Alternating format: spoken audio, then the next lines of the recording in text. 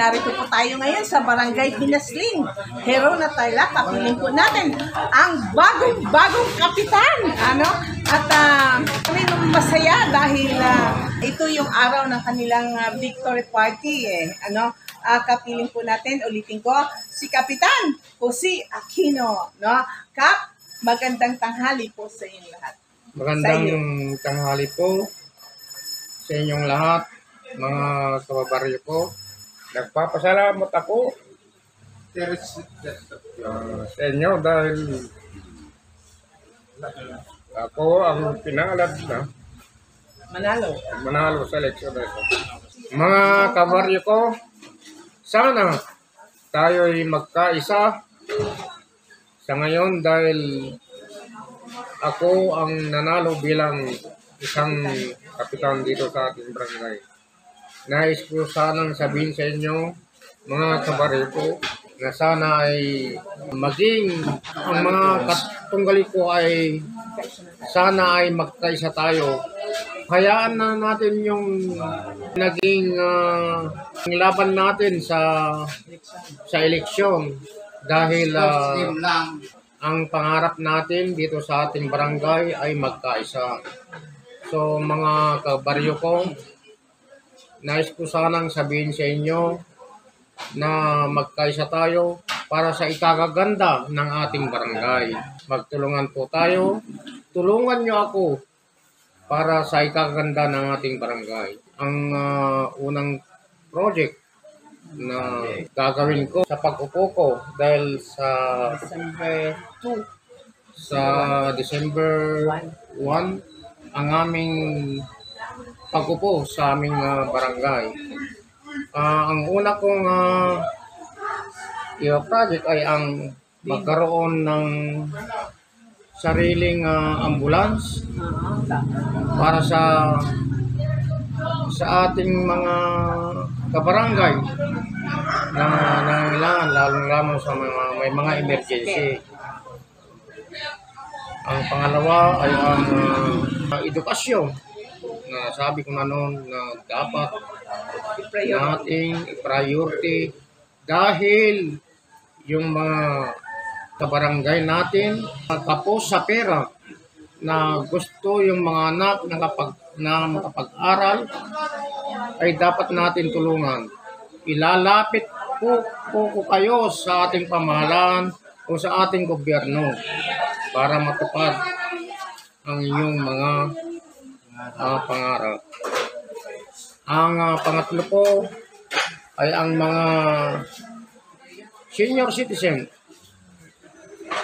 na sinasabing kulang sila sa pansin. Yan po ang dapat natin priority. Kasi sila ang mas nangailangan ng tulong sa ating pamahalaan.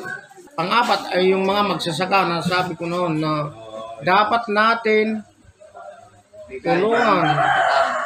Dapat natin tulungan sila dahil sila po ay kulang sa pansin na.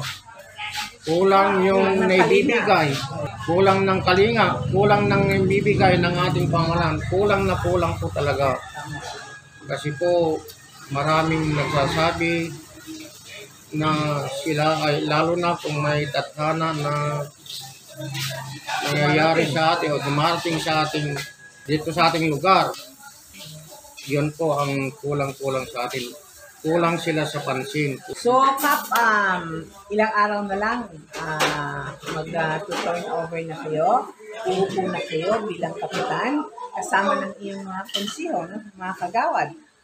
Tulad ng mga sinabi mo ngayon, yung mga pinangako mo noon sa kanila ay tutuparin mo sa iyong pag-upo bilang kapitan, no? Pagkaupo ko dito sa ating barangay, yun ang tutunan ko ng pansin, yung mga nangangailangan.